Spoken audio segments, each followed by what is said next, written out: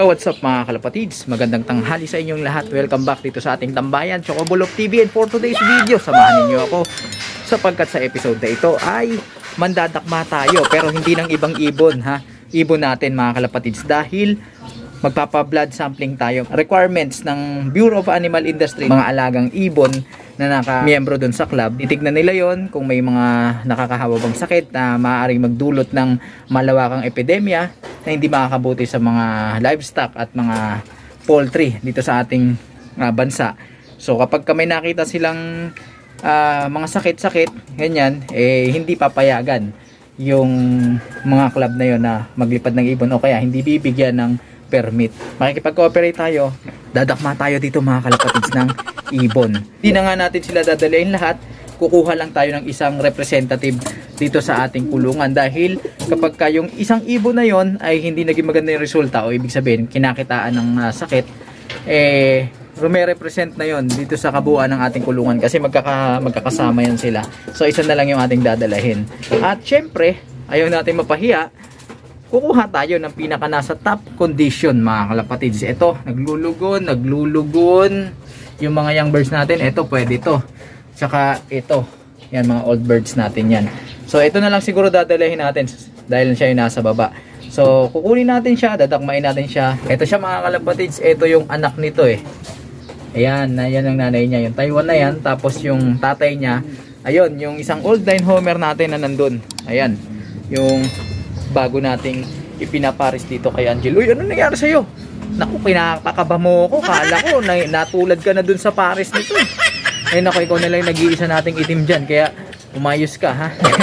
Ayan, yan yung tatay nun mga kalapatids. Balik tayo dito. Ito yung ating dadalahin. So ito sana yung panglipad natin ng south nung nakaraan. Hindi na natuloy pero siguro ililipad din natin ito. Uy, wag mo ako ipapahiya dun ha. Baka mamaya dahil sa'yo hindi makakuha ng permit yung club. Yan, mukha namang masigla at pares na yan mga kalapatids. Sa mga kanubi nating nanonood dyan, isa sa paraan para makita nyong nasa maayos na kondisyon yung inyong mga alaga ay yung kanilang ilong. Ayan, dapat kulay puting-puti yan at may pa pulbos. Hindi pwede yung parang kulay pink or namumula. Hindi magandang senyales yon. Tsaka dapat yung mata ay talagang clear at matingkad yung kulay, hindi yung parang maputla. Dapat matingkad na matingkad. At ayan yung balahibo niya, napakaganda, nasa maayos na kondisyon, bihis na. Tsaka yung alertness niya, ayan yung attentiveness niya, ayan, hindi yung nagmumukmuk lang na parang nakatulala sa kawalan. Okay. So yun lang yung isang mabilisang pag-assess kung nasa maayos at nasa magandang kondisyon yung ating mga ibon. So hindi ko na patatagalin to. Kukunin ko na tong ibon natin na to at ilalagay ko na dito sa ating training box. Ayan, naka-ready na rin. Kung saan merong laman yan at ipapasabay na lang din sa akin. So lalagay kita natin siya dyan at dadalhin na natin siya doon. Ito na yung ibon natin mga kalapatid. So ilalagay ko na dito sa ating training box bago pa siya makapiglas para nang sa ganun ay madala na natin doon sa pagsasagawaan ng blood sampling. So hindi ko na patatagalin to, kita-kita na lang tayo doon mga kalapatids. Alright. Meanwhile, Alright mga kalapatids, nandito na nga tayo sa venue ng blood sampling at unang-unang ginawa, registration. Syempre, kinuha yung ring number ng ating alaga. Nag-voice over na nga lang ako dito mga kalapatids dahil medyo nahihiya tayo, hindi naman tayo sikat. At isa pa baka makaabala tayo at makastorbo doon sa concentration ng mga nurses and doctors na nagsasagawa ng blood sampling dito. Sanitize muna doon sa paligid ng tuturukan para iwas infection. Nako, ito na, isa sa mga kinatatakutan ko bago pa ako umaray dito mga kalapatids. Disclaimer muna tayo.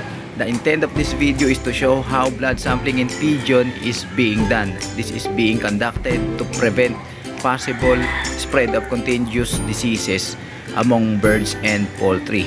No animals were harmed during the filming of this video. Ayan mga kalapatids, English pa no? Pagpasensyahan nyo na, in English ko na para mabilis tayo maintindihan ni YouTube dahil baka sabihin niya salbahe tayo sa mga hayop at mga alaga.